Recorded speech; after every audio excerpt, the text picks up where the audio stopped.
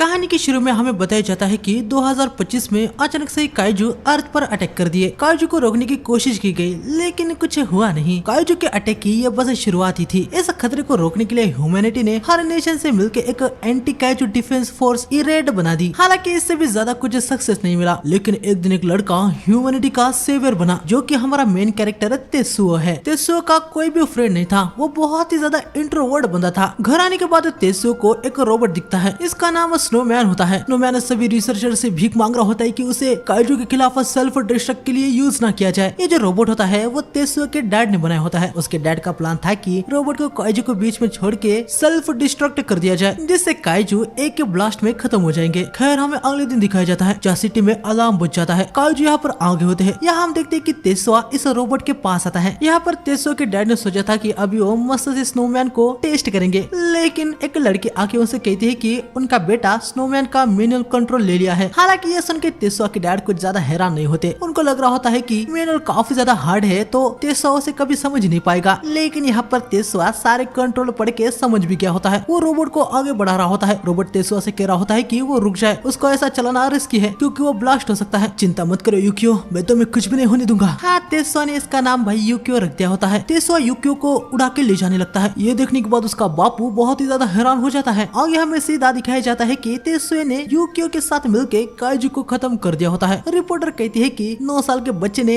एक under development robot के साथ काइजू को सिंगल हैंडेडली खत्म कर दिया। सारी दुनिया में ये खबर फैल गई होती है। तेत्सुओ का बापू कहता है कि वो उसका ही बेटा है जिसने ये दिमाग हिला देने वाला कारनामा कर दिया है। इसके बाद और क्या, तेत्सुओ ऐसे लगातार काइजू को खत्म करता जाता है और लोगों का सेवियर बन जाता है। आगे हम देखते हैं कि यूकियो को भी बहुत ही एडवांस बना दिया होता है, जो कि गाजर मूली की तरह सारे काइजू को काट सकता है। इसके बाद हमें सीधा 10 साल बाद दिखाया जाता है, जहाँ पर हम इरेड के इंटरगैलेक्टिक क्रूजर शिप को स्पेस में देखते हैं। यहाँ पर ये लोग अभी काइजू को पूरी तरीके से खत्म करने के अपने फाइनल मिशन पे जा रहे होते हैं। यहाँ हम देखते हैं कि तेत्सुओ एक बुक पढ़ रहा होता है जिसमें किसी को फ्रेंड बनाने की टिप्स दी होती है। इसका मतलब ये है कि ये नल्ला भाई अभी तक इंट्रोवर्ट ही है, इसने अभी तक एक भी फ्रेंड नहीं बनाया। खैर शिप से अनाउंसमेंट आती है कि 40 मिनट में वो फाइनल बैटल करने वाले हैं, तो तेत्सुओ को फाइट करने के लिए रेडी होना है। तेत्सुओ यूकियो के पास जा रहा होता है। हमारे सेवियर, फाइनल बैटल के लिए मैंने स्नोमैन को एकदम टिप टॉप कर दिया है, हमको बस आपसे ही उम्मीद है हमारे सेवियर जी।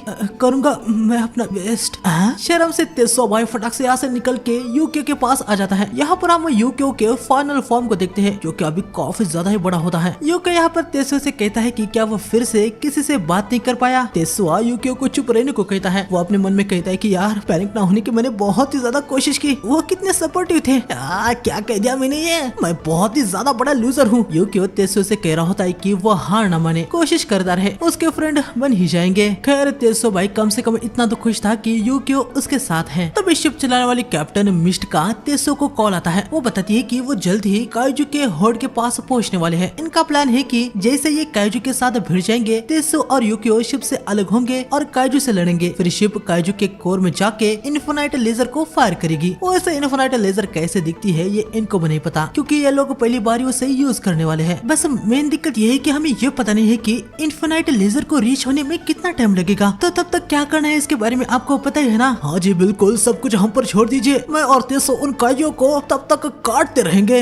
हम बस अभी आपके ही भरोसे है। जी मैम। हो या चिट्ट भाई, मैं फिर से हक दिया यार, मैं बस यस मैम कहना चाहता था। खैर तब यहाँ पर यूकियो को सेंस होता है कि सामने से कोई आ रहा है। हम देखते कि सामने से बहुत सारे काइजू आ रहे होते हैं। मिशन स्टार्ट हो जाता है। Tetsuo Espada the drone launching sword को एक्टिवेट कर देता है और रोबो स्लैशिंग 7 स्वॉर्ड स्टाइल से काइजू को काटने लगता है। शिप के अराउंड एक बैरियर लगा होता है, तो इनको काइजू से कोई भी खतरा नहीं होता। आगे हम देखते कि शिप यहाँ सेंटर में आ जाती है। मिस्ट इन्फिनाइट लेजर को अटैक करने का ऑर्डर दे देती है। इन्फिनाइट लेजर का अटैक लॉन्च हो जाता है, लेकिन हम देखते कि वो फुस हो जाता है। किसी को भी कुछ समझ नहीं आ रहा होता कि आखिर क्या हुआ। कि कैप्टन लेजर सिस्टम क्रैश हो गया है, इन्फिनाइट लेजर फायर नहीं हो सकता। हाँ तुम ये क्या कह रहे हो, आखिर ये कैसे हो सकता है। कारण कुछ पता नहीं है मैम, शायद से वो टूट चुका है। प्लान बी को तुरंत स्विच करो, उन दोनों को वापस आने को कहो। लेकिन तभी शिप की लाइट्स बंद हो जाती है। पूरा का पूरा सिस्टम और बैरियर जनरेटर बंद हो गया होता है। ये सुनने के बाद सभी के समझ जाती है कि अब इनके पास कोई भी डिफेंस नहीं है। काइजू आके शिप पर अटैक कर देता है। शिप ब्लास्ट हो जाती है। ये दोनों कुछ समझ नहीं पा रहे होती कि आखिर ये कैसे हो गया। यूकियो, हमें तुरंत वहाँ पर जाना होगा, एक भी पर्सन जिंदा होगा तो हमें उसे बचाना होगा। हमें थोड़ी देर बाद दिखाया जाता है जहाँ पर हम देखते हैं कि तेत्सुओ और यूकियो ने मिलकर बहुत सारे काइजू को खत्म कर दिया होता है। तेत्सुओ की हालत खराब हो चुकी थी और यूकियो भी बहुत ही ज्यादा डैमेज हो चुका था, लेकिन यहाँ पर अभी भी बहुत सारे काइजू होते हैं। शिप में से कोई भी नहीं बचा होता, वो सारे मर चुके होते हैं। तेत्सुओ, अब कोई भी रास्ता नहीं बचा है ना? हाँ, लगता तो नहीं है। वैसे हमने अपनी पूरी कोशिश की। तेत्सुओ, अगर अभी हम वो यूज कर लेते हैं तो यहाँ पर जितने भी काइजू है वो खत्म हो जाएंगे। समझ रहे हो ना, मैं अपने आप को सेल्फ डिस्ट्रक्ट करने वाला हूँ। हाँ यूकियो,